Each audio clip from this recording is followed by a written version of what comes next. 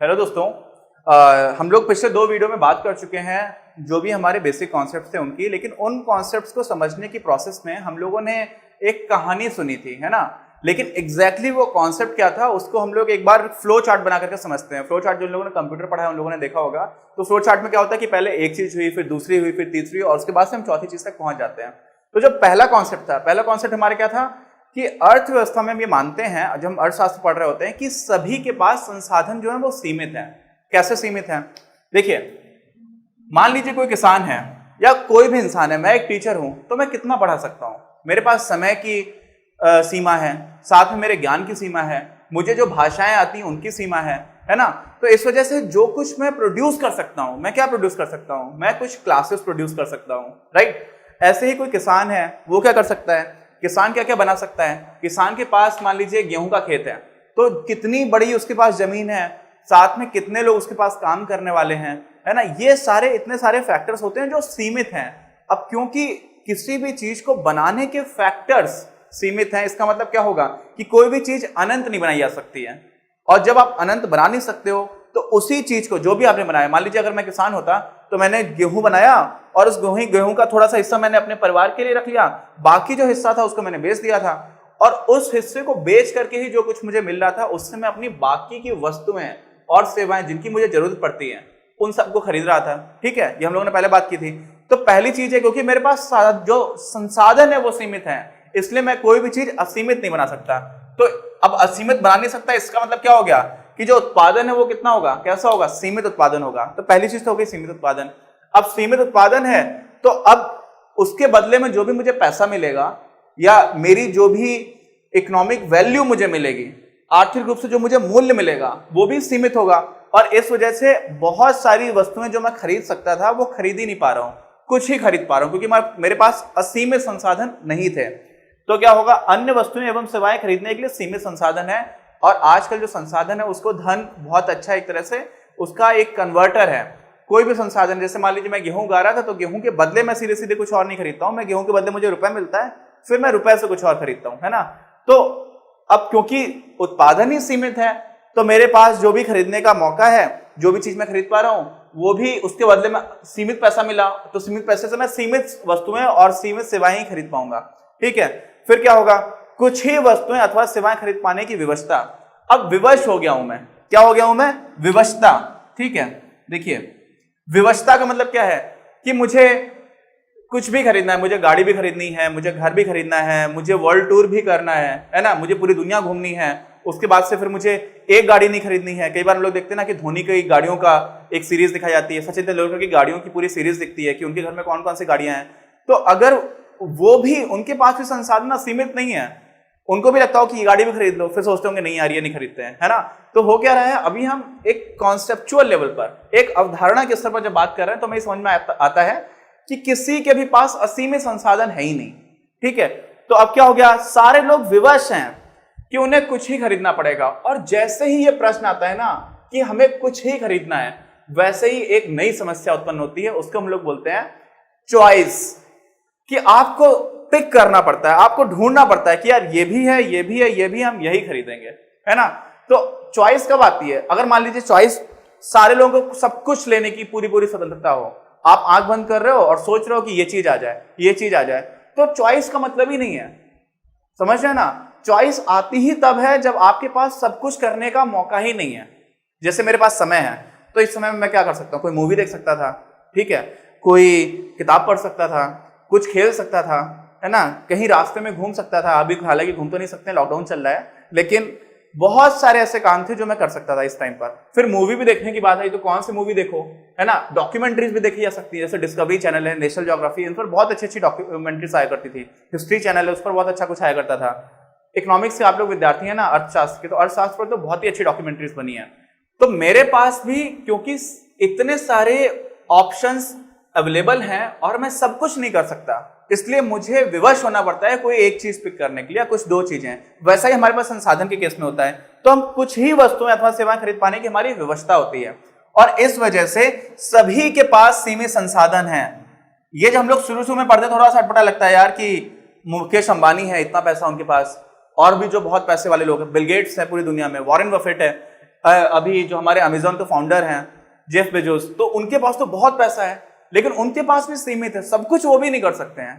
ठीक है, तो एक तो ये कॉन्सेप्ट था जिसको हम लोगों ने फिर से रिवाइज कर लिया, क्योंकि कॉन्सेप्ट लेवल पर जब भी आप इस तरह से समझ जाएंगे ना तो आप भूलेंगे नहीं।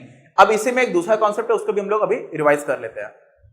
दूसरी बात जो आती है वो हम लोगों ने क्या सीखी थी कि सामाजिक स्तर पर भी, किस पर, सामाजिक स्तर पर भी संसाधनों की कमी है।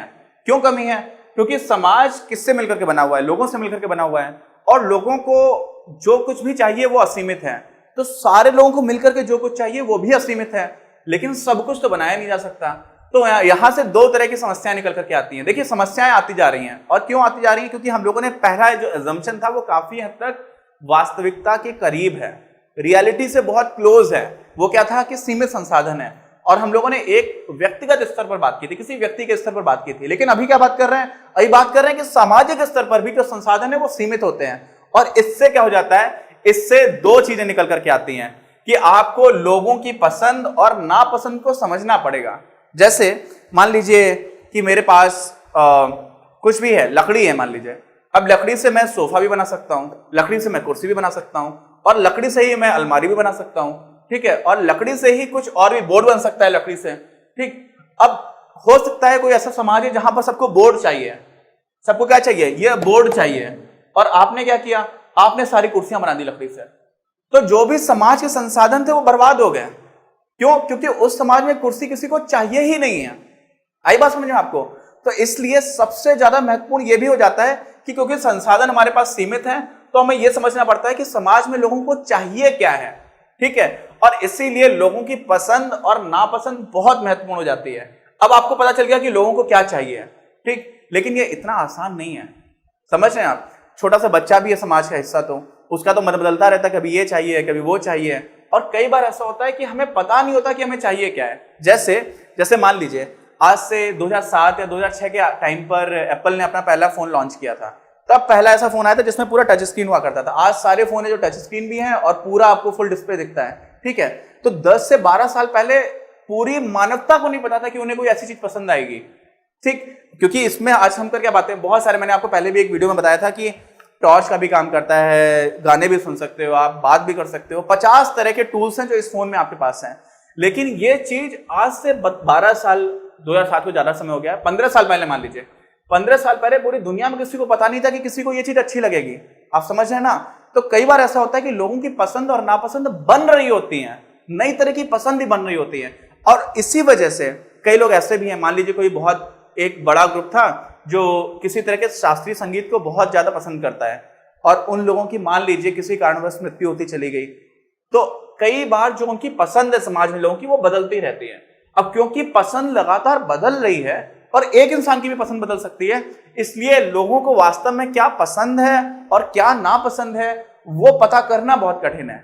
हम लोग अवधारणा के रूप पर, कॉन्सेप्चुअल लेवल पर तो बात कर सकते हैं कि यार लोगों को जो पसंद है बस वही बनाओ तो सबसे अच्छा है, लेकिन समस्या ये है कि लोगों को पसंद क्या है वो कैसे पता किया जाए, है ना? तो एक ये समस्या आ जाती है। लेकिन आपको इतना समझ में आ रहा होगा कि ये बहुत महत्वपूर्ण बात है कि आपको कोशिश करनी चाहिए कि लोगों को क्या पसंद है और क्या नहीं पसंद है। और इससे एक और समस्या क्या निकल के आती है, अब आपको समझ में आ गया कि लोगों को क्या पसंद है, जो पसंद है वो बनाया जाए, तो वहां से हमें उत्तर मिलता है कि क्या क्या बनाया जाए। ठीक, अब समाज की हम बात कर रहे हैं, हम किसी एक इंसान की बात तो कर नहीं रहे। तो समाज में हो सकता है कि समाज में 100 लोग हैं मान लीजिए टोटल, मान लीजिए, बहुत ही गंदा assumption है लेकिन मान लेते हैं कि 100 लोग हैं। अब उन 100 लोगों में 5 लोग हैं जिनको क्रिकेट देखना है, ठीक, तो क्रिकेट खेलने वाले लोग भी होने चाहिए, और 4 लोग ऐसे हैं जिनको फुटबॉल देखनी है, तो आपको फुटबॉल भी बनाना पड़ेगा, है ना? अब आपने ऐसा कर दिया कि 5 लोगों को देखना है क्रिकेट और 4 लोगों को देखना है फुटबॉल, तो 5 लोगों के लिए आपने सब कुछ, जितने भी रिसोर्सेस थे सारे लोगों को क्रिकेट खिला दिया, तो 4 लोग भी तो नाराज हो जाएंगे।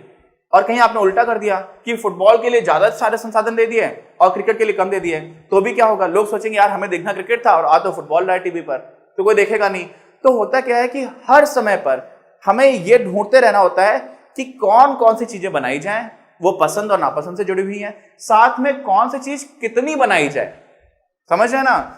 मतलब कई लोगों को पसंद है लेकिन कितने लोगों को पसंद है, तो वहां कितना जो है ना उसको हम लोग बोलते हैं क्या, क्वांटिफाई करना। क्वांटिफाई समझ लीजिए, इंग्लिश में थोड़े थोड़े टर्म्स इंग्लिश के भी सीखते रहते हैं। क्वांटिफाई करने का मतलब होता है कि हम गणना कर पा रहे हैं कि नहीं इतने ही लोगों को ये चीज चाहिए है, नहीं तो बर्बादी होगी। आपके घर में खाना बनता है, ठीक, खाना बनाने मान लीजिए 5-6 लोग घर में रहते हैं, सारे लोगों को 2-2 रोटी ऑन एन एवरेज खाना है, तो 6 लोग रहना तो 12 रोटी बनेगा। तो आपने सोचा कि नहीं आज तो पनीर की सब्जी बनती है और पनीर की सब्जी सारे लोगों को बड़ा ही पसंद है, तो एक दिन आपने बहुत ज्यादा बना दिया, वहां पर भी आपको सीमा देखनी पड़ेगी। तो आपको हर समय पर यह समझ में आना चाहिए कि कब पसंद बढ़ रही है, कब पसंद घट रही है। कई बार शादी विवाह में ऐसा होता है कि जो भी खाना खिलाने की हम लोगों के यहाँ होता है, एक कोई कार्यक्रम हुआ, सारे लोगों को खाना खिलाया जा रहा है, तो बहुत सारा खाना फेंका जाता है। और उसमें भी कई बार ऐसा देखा जाता है कि कोई विशेष तरह की सब्जियां या पकवान फेंके जाते हैं। क्यों?